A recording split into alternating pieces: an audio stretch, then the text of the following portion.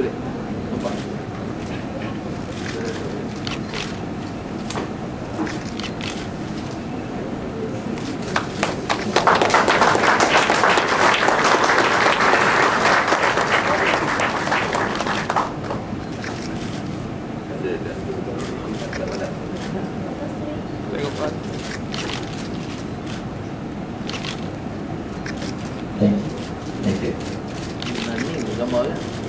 Bukan penghormatan khusus kita kepada Saudara Syed Husin sebagai seorang tokoh dan pejuang yang paling degil, tegas, mempertahankan prinsip perjuangannya. Dan kita sebenarnya dalam konteks politik di Malaysia ini terutama budi kepada beliau, kerana tak ramai tokoh politik yang konsisten begitu mempertahankan prinsip perjuangan. Mendengar celoteh beliau sebentar tadi mengingatkan saya kuliah beliau di Universiti Malaya yang kami wajib hadir. Dan pengolahannya berbeda, contoh dan kecanggihan berhujah tentunya berbeda, tetapi aksi hujah itu kekal, konsisten dan tidak berganjak sedikit. Saya tentulah bernasib baik belajar daripada beliau di Universiti Malaya dan juga di Kementing, dan sekarang memperoleh manfaat yang cukup besar dalam perjuangan kita, baik keadilan dan juga Pakatan Rakyat. Jadi tanya Saudara Syed, bila mengingatkan beliau mula melakar kata buku The Malays, Their Problems and the Future, saya mengenangkan satu gurinda yang dinukil oleh Pendeta Zaman, membayangkan Syed Husin dalam suasana kurungan tersangka. Maka beredarlah kalam yang rucing di atas kertas oleh setitik dakwat yang kelabu. Pada ketika malam masih gelap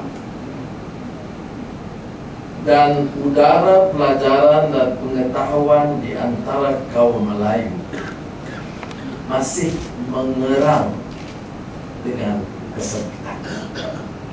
Itu sebenarnya rumusan dari pencernaan hati sang pengarang. Now, friends, I view this book, probably I'll be accused of being rather biased because he's a great friend, but it is an important thesis, a political statement at that, of a writer articulating his views and vision with a clear conscience and passion. This is not a normal academic treatise. It's not a political testament at that. But you can sense Syed Husin writing out of his deep conviction and belief that the plight of the Malays and general Malaysians, with a conscience and again with a strong passion.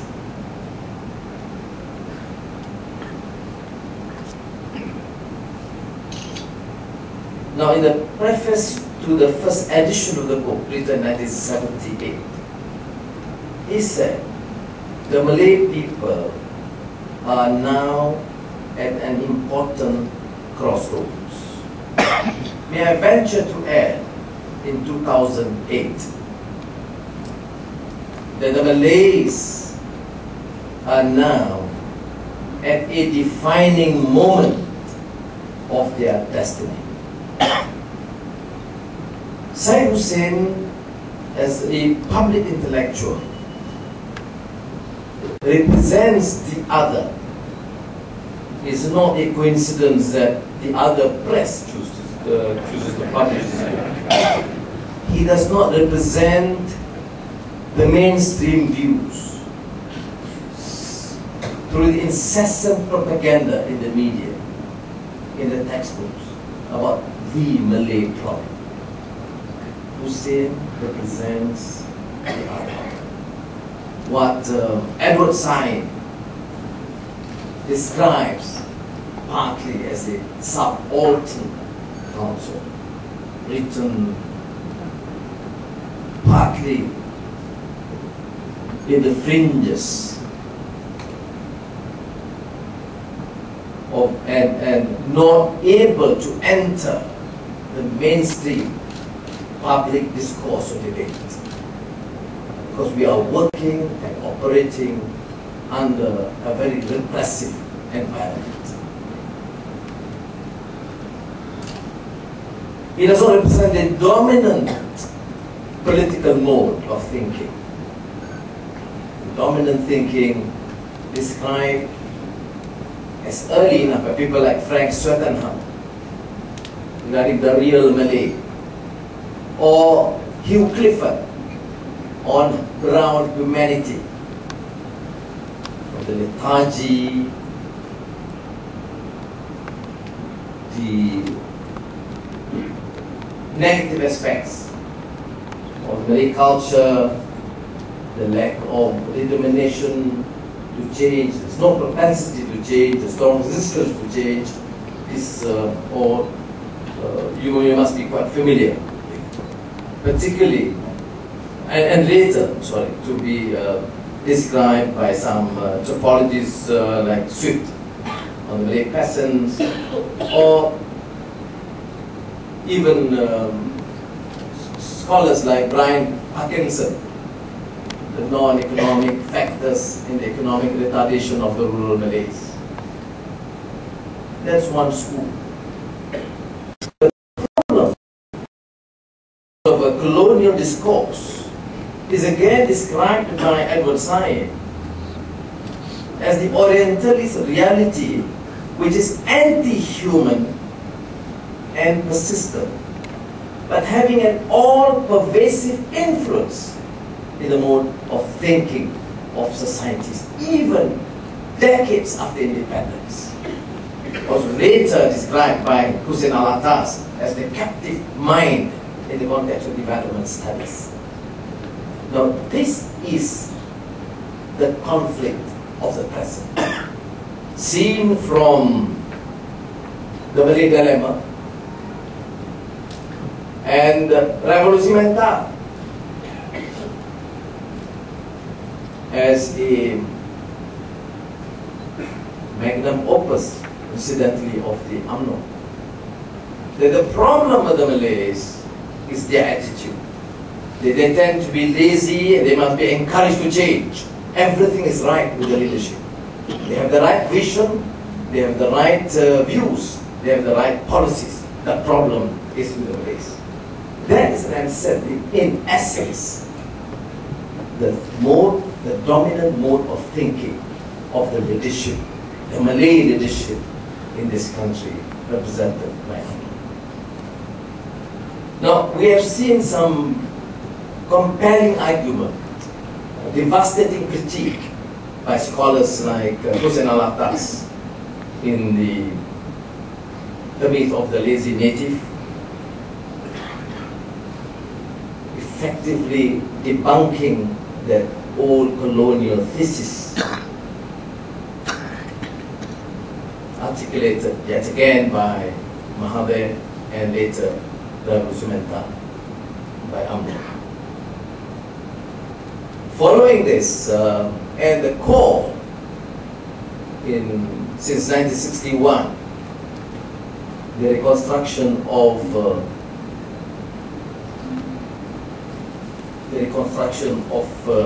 history by Husin Alatas.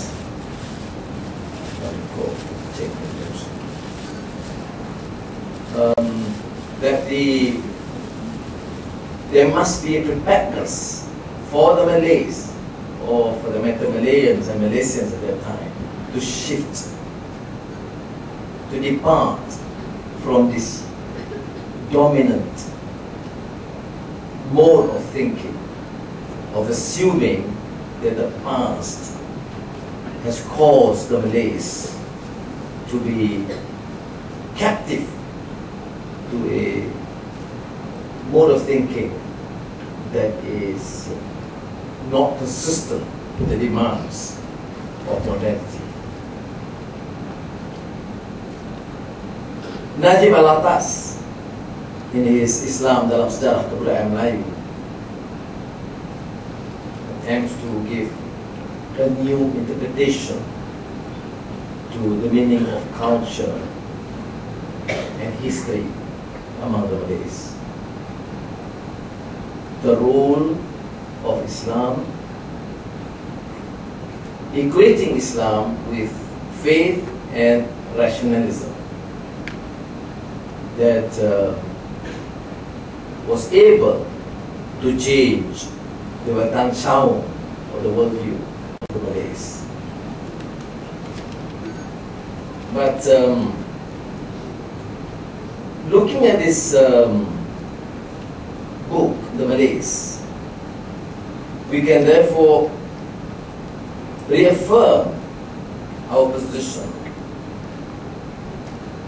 And clearly I support this vision as opposed to this dominant mode of thinking represented by the colonial masters and UMNO. Syed Husin begins, of course, as Raja Kumar mentioned earlier, with a brief encounter with the history and the past, the role of the KMM and the Malay nationalist struggle that we did refer to earlier when we launched the book by our great friend Rustam Ihsani on the origins of the Malay left. But what was emphasized by Husin Ali is the Putra AMCJA discourse on the issue of national identity in the People's Manifesto, which was clearly indisputable the first assembly of Malayan nationalists, with Malays at the core, with adequate representation by non-Malays, but articulating a Malayan vision. Now, and this is referred to in his chapter from pre-colonial to post-independence. He attempted, probably on the initial advice by Raja Kumar, to deal with the issue of values, which I consider rather lacking in this discourse in this book, because and probably the following book probably to be written at home, not in this custody. The issue of values, because as you know, is articulated by Ali Shahbana, values as a educating force in culture and society. The values do play a significant role in altering and affecting change in any society. But following this chapter, in the structure and social change, Syed Husin extended this issue of the role of values to more concrete, practical issues confronting the Malays and the Malay masses, not the Malay elite, the issue of poverty. He devised tradition, brought up some strong arguments to support that position, that although he did recognize the success of the NEP in terms of social mobility, yes, there has been some remarkable change, allowing for children from the poorer segments of the community, from the rural sector, coming up, but that's not commensurate with the massive aggrandizement and accumulation of wealth by the select few members of the ruling clique and their families and cronies. Syed Husin, of course, consistent again to his view, and we have been having long debates on this, on the issue of his criticism of laissez-faire economic philosophy. And I had lots of problems because I happened to be Minister of Finance for 8 years, supporting a market economy. So we then compromised by endorsing a market economy, but very strong tampering with the principle of distributive justice. So we are not talking about propelling economic growth or registering impressive numbers in terms of growth, but ensuring that we undertake all measures possible to promote investments, conducive environment for business, but at the same time ensuring that this wealth must be fairly and justly distributed. And there is no basis for a rational for any country to claim to be democratic and economically vibrant if you continue to marginalize and impoverish a large number of your people, Malays, Chinese, or Indians. So what we call for, and this series of questions toward the end of the book, which requires a chapter for each book, for each question, is for systemic change in the economic policies.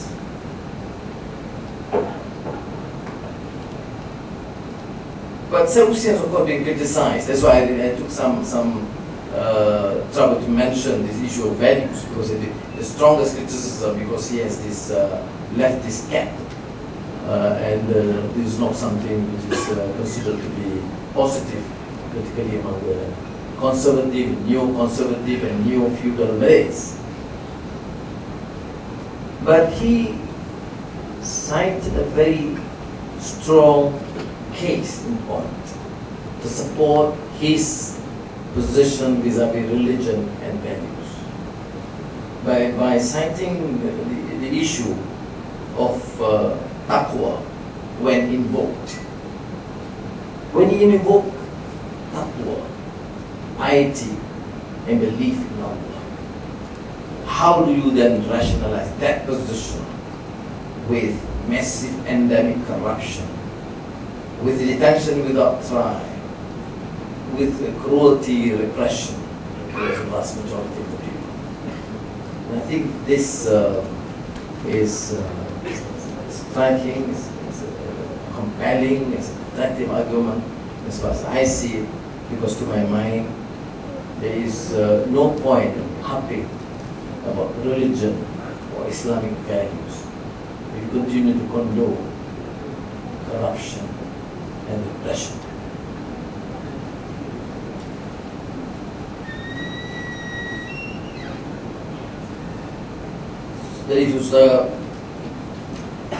Let me conclude by